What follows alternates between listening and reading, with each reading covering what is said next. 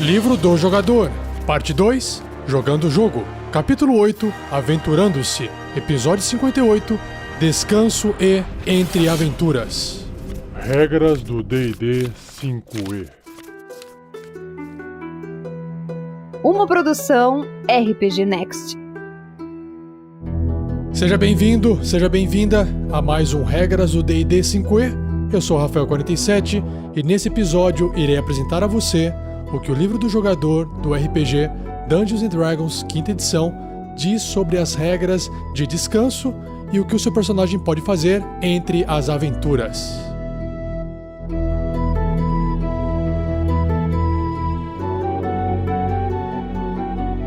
Seja você também um guerreiro ou uma guerreira do bem. Para saber mais, acesse padrim.com.br/rpgnext ou picpay.me/rpgnext.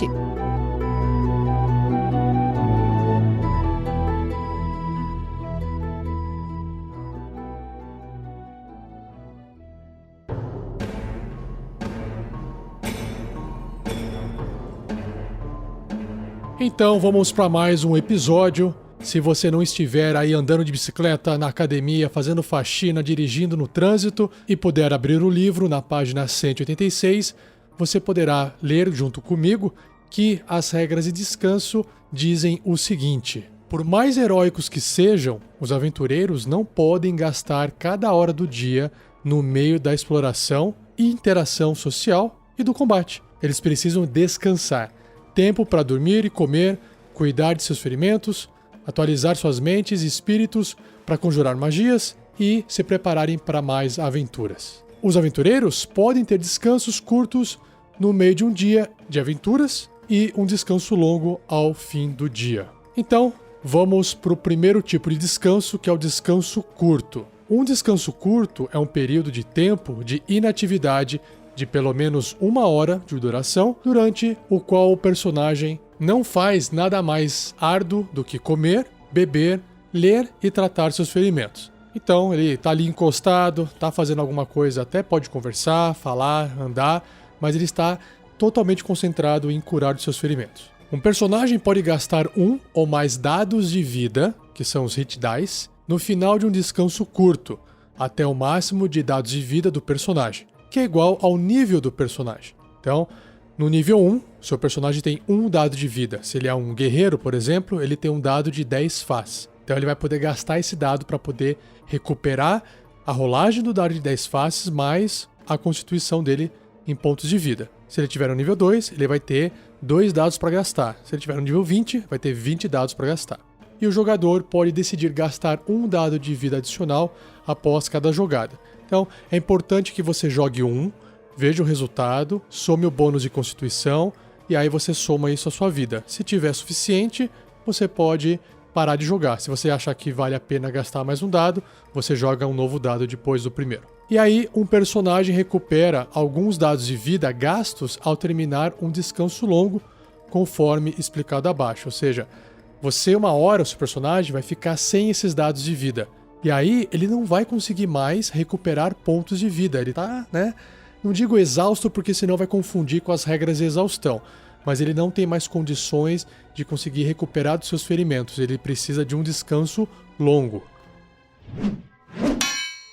Então, o que o descanso longo diz? Descanso longo é um período de tempo de inatividade prolongada, pelo menos 8 horas de duração, durante o qual um personagem dorme ou exerce atividades leves, como por exemplo, ler, falar, comer, viajar, por não mais de 2 horas. Então, 6 horas ele realmente vai deitar, vai dormir, vai ter que apagar. As outras 2 horas ele pode estar ali sentado, lendo, comendo, conversando, mas ele está ainda terminando o repouso dele. Se o descanso for interrompido por um período de atividade extenuante, sei lá, de repente apareceu um monte de gnoll da floresta e começou um combate, ok?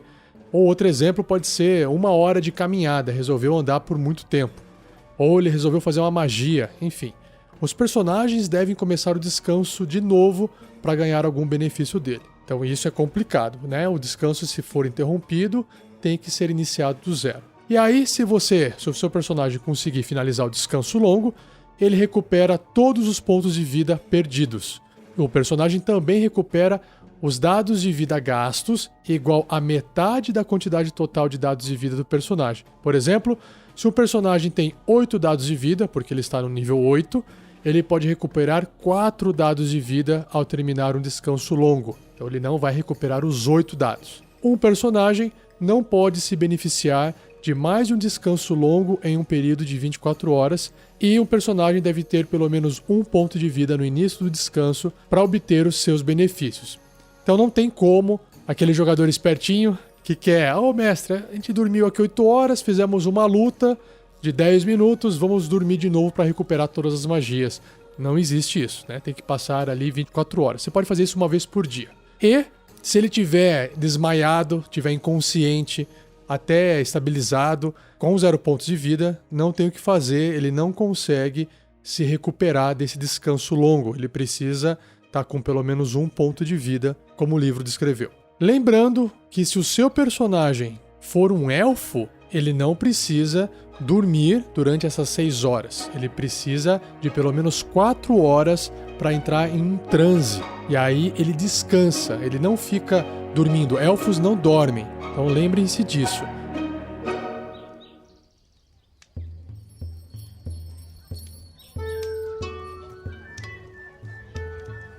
Próximo tópico é entre aventuras, né? O que seus personagens podem fazer entre aventuras? Acabou uma aventura, o que eles podem estar fazendo nesse meio tempo até que uma nova aventura comece?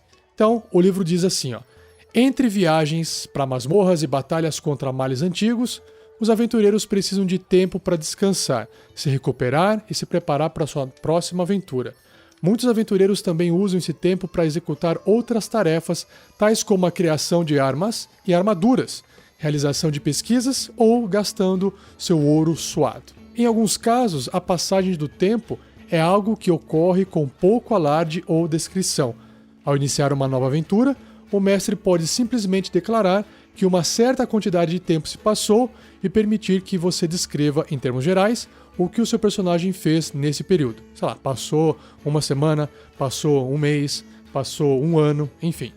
Em outras ocasiões, o mestre pode querer manter o controle de quanto tempo está se passando, enquanto eventos além de sua percepção continuam em movimento. Então, dependendo da aventura, dependendo da história, é importante o mestre saber que os aventureiros gastaram, sei lá, uma semana fazendo um treinamento, ou resolveram passar um mês fazendo alguma outra coisa.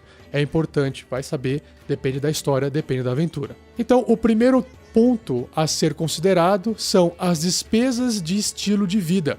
Lembra que eu citei no episódio passado que cada personagem poderia escolher um estilo de vida no qual ele gasta X de moedas por dia para poder ter acesso a alguns benefícios, algumas vantagens, seja casa, comida, roupa, enfim. Então, aqui diz que entre aventuras, você escolhe uma determinada qualidade de vida e paga o custo por manter esse estilo de vida conforme descrito no capítulo 5, que foi no episódio passado que eu já citei para vocês. Viver um estilo de vida particular não tem um efeito enorme sobre o personagem, mas seu estilo de vida pode afetar a forma como outros indivíduos e grupos reagem a você.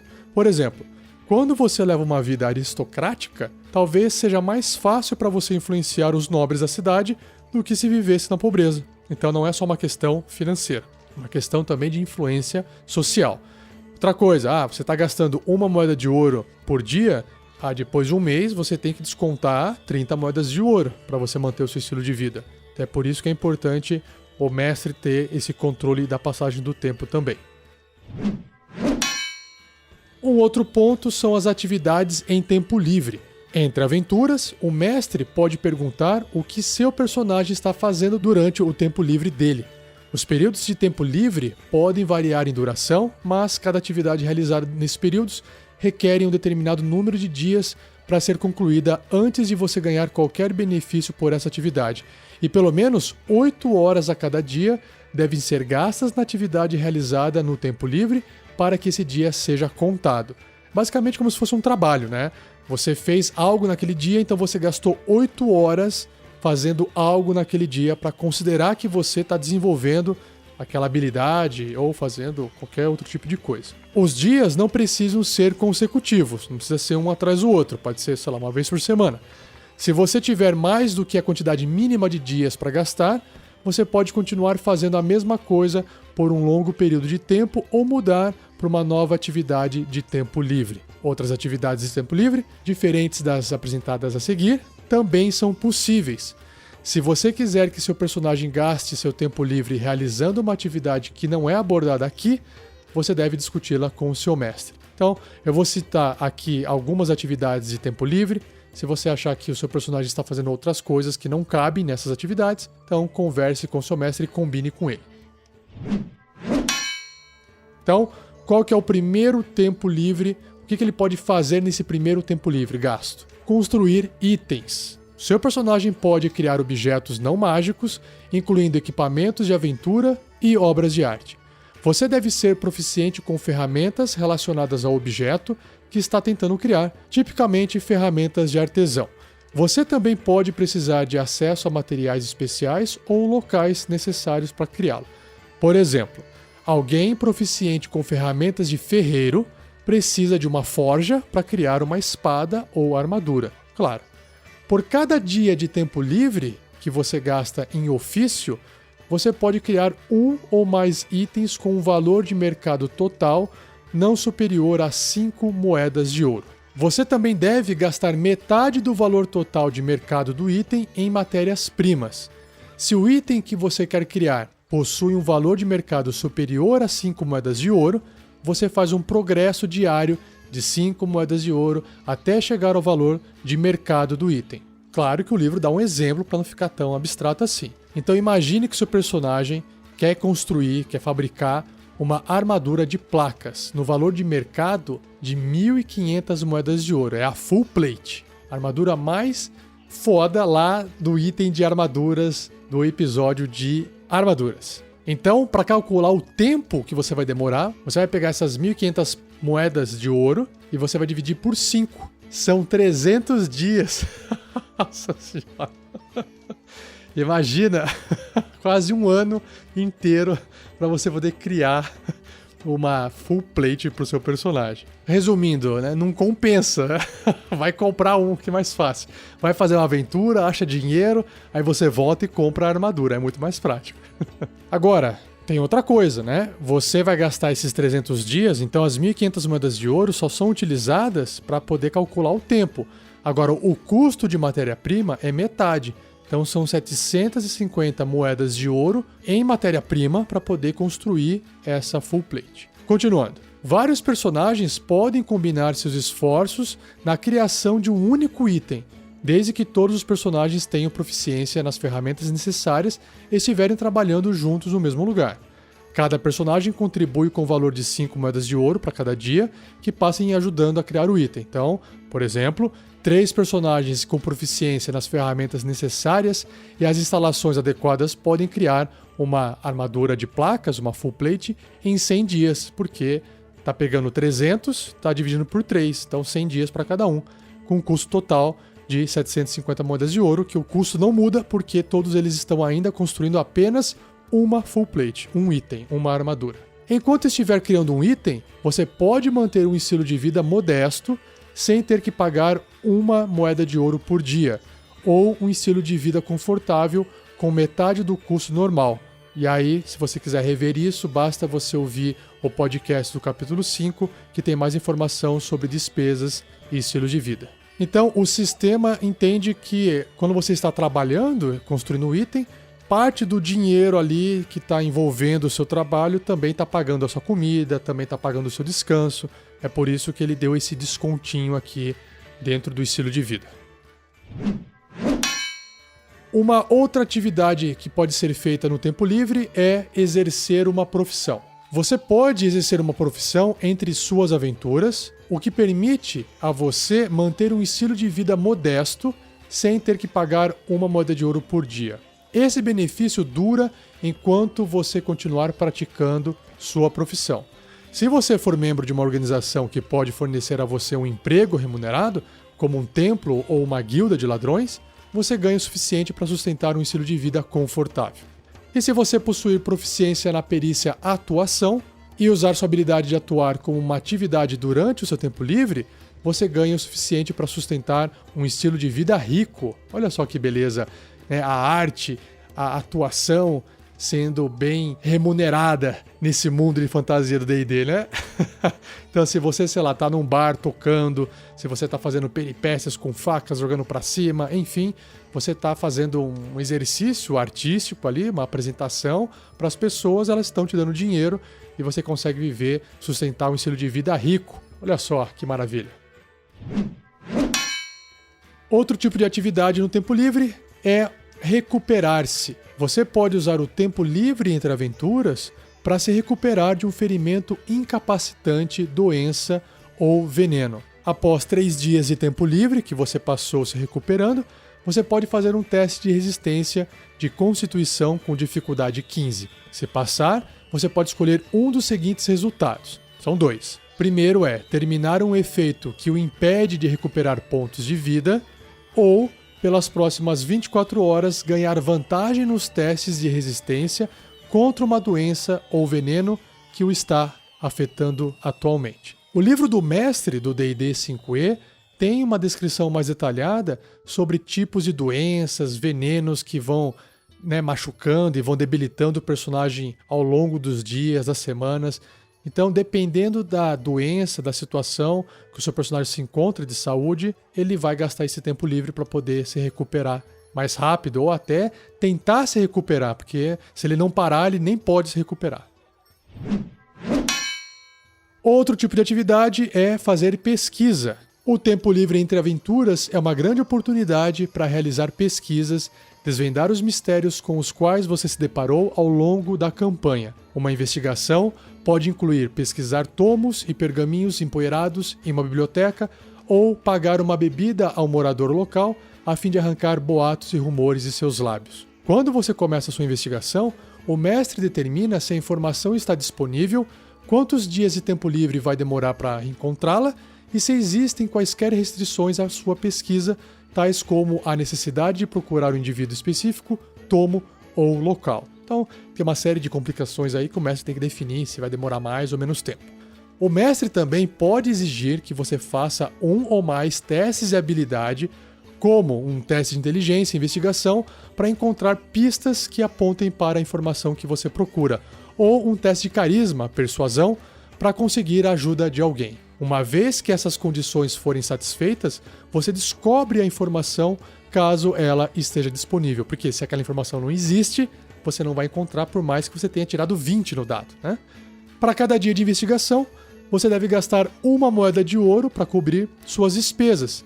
Esse custo é considerado um custo adicional às suas despesas normais de estilo de vida, porque você está gastando um pouco mais de recurso para poder conseguir pesquisar o que você está precisando. Você precisou pagar, sei lá, um aluguel de alguma coisa, precisou dar dinheiro para uma pessoa falar alguma coisa para você, ou emprestou alguma coisa e teve que pagar alguma coisa para poder usar um equipamento, para investigar, enfim. Basta você aí inventar alguma coisa, mas o gasto aí é 1 moeda de ouro extra por dia de investigação. E o último exemplo de atividade que pode ser feito no tempo livre é treinamento. Você pode passar o tempo entre as aventuras aprendendo um novo idioma ou treinando com um conjunto de ferramentas. O mestre do jogo pode permitir outras opções de treinamento. Então, primeiro, você deve encontrar um instrutor disposto a ensiná-lo. O mestre determina quanto tempo irá demorar e se um ou mais testes de habilidade serão necessários. O treinamento tem a duração de 250 dias e custa 1 moeda de ouro por dia. Depois de gastar a quantidade necessária de tempo e dinheiro, o seu personagem aprende esse novo idioma que ele quis aprender ou ganha proficiência com uma nova ferramenta. Olha só que maravilha.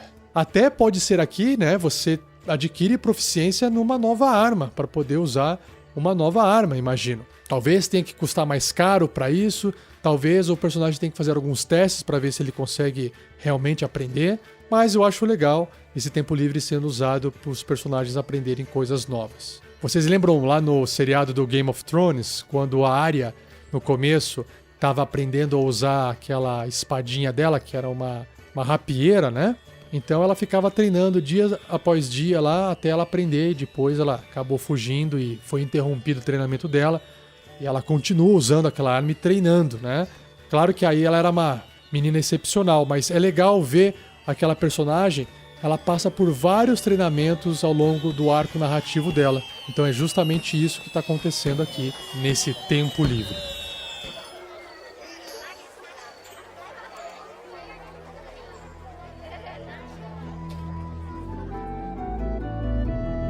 E assim eu encerro mais esse podcast, também foi curtinho, espero que você tenha gostado.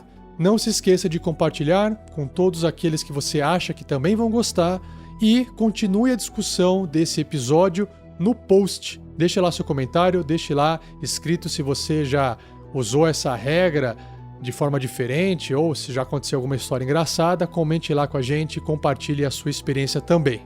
E só para poder reforçar aqui com vocês, saiba que o RPG Next possui 2 campanhas de financiamento coletivo recorrente. Nosso projeto ele é produzido com o esforço de várias pessoas, no tempo livre que a gente tem. A gente gosta muito de fazer isso, mas a gente também quer que o projeto cresça, a gente quer produzir mais conteúdo e para isso a gente precisa ou de mais gente trabalhando junto ou a gente precisa pagar pessoas para nos ajudar.